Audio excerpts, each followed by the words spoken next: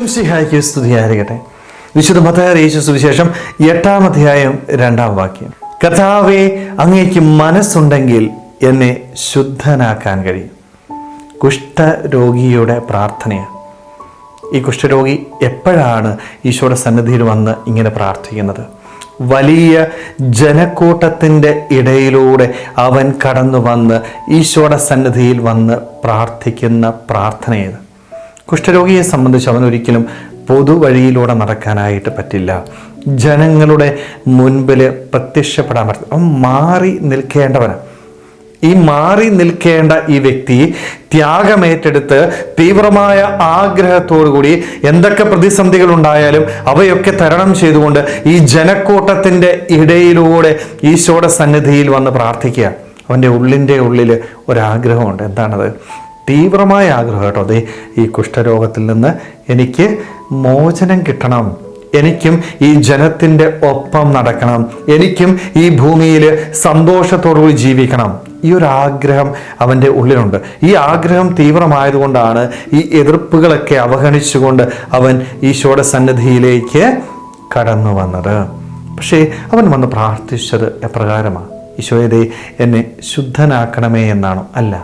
ഇത്രയേറെ ആഗ്രഹമുണ്ടായിരുന്നിട്ടും അവൻ പ്രാർത്ഥിച്ച പ്രാർത്ഥന എന്ന് പറയുന്നത് ഏറ്റവും പ്രധാനപ്പെട്ടതാണ്. ഒരുപക്ഷെ നമ്മുടെയൊക്കെ ജീവിതത്തിൽ നഷ്ടപ്പെട്ടു പോകുന്നതും പ്രാർത്ഥനയുടെ ഈ ഒരു മാനദണ്ഡമാണ്.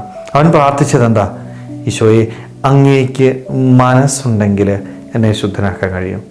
തീവ്രമായ ആഗ്രഹത്തോടുകൂടി ജനത്തിൻ്റെ ഒപ്പം ജീവിക്കുവാൻ ആഗ്രഹിച്ചുകൊണ്ട് ഈ കുഷ്ഠരോഗത്തിൽ നിന്ന് മോചനം കിട്ടണം എന്ന് ആഗ്രഹിക്കുമ്പോഴും അവൻ്റെ ഈ ആഗ്രഹത്തെ ഈശോയുടെ മനസ്സിനെ സമർപ്പിക്കാനായിട്ട് തയ്യാറായി. ഈശോയെ, നിനക്ക് മനസ്സുണ്ടെങ്കിൽ ശുദ്ധനാക്കാൻ കഴിയും. നിന്റെ ഇഷ്ടത്തിന് എൻ്റെ ഇഷ്ടത്തെ ഞാൻ പൂർണ്ണമായിട്ട് തരിക.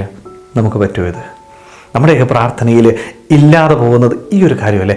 ഈശോയുടെ സന്നിധിയിൽ വന്ന് എണ്ണമിട്ട് എൻ്റെ ആവശ്യങ്ങൾ ഞാൻ പറയാറുണ്ട്. ഈശോയെ, എനിക്കിത് വേണം എന്നാ പറയുന്നത്. മറിച്ച് ഈശോയെ, എനിക്കിത് ആവശ്യമുണ്ട്, നിനക്കിഷ്ടമുണ്ടെങ്കിൽ നീ എനിക്ക് തരിക.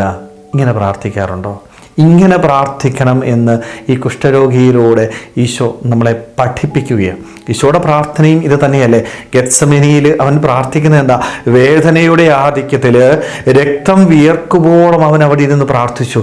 എന്താ പ്രാർത്ഥിച്ചത്? പിതാവേ, കഴിയുമെങ്കിലത് ഈ ഒരു പാനപാത്രം എന്നിൽ നിന്ന് നീങ്ങിപ്പോകട്ടെ. തീർന്നോ പ്രാർത്ഥന? ഇല്ല.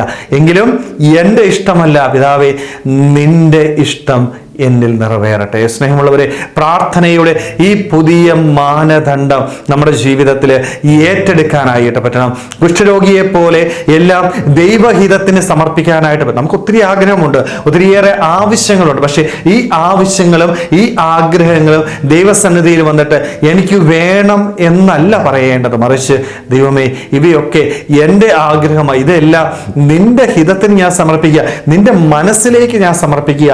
നിനക്കിഷ്ടമുണ്ടെങ്കിൽ നീ എനിക്ക് താ. കാരണം നീ എനിക്ക് തരുന്നതൊന്നും ഒരിക്കലും എൻ്റെ ജീവിതത്തിൽ തിന്മയ്ക്കല്ല, മറിച്ച് നന്മയ്ക്കുള്ള കാര്യങ്ങളാണ്. സ്നേഹമുള്ളവർ, ഈ ഒരു ബോധ്യം മനസ്സിലുണ്ടാവണം.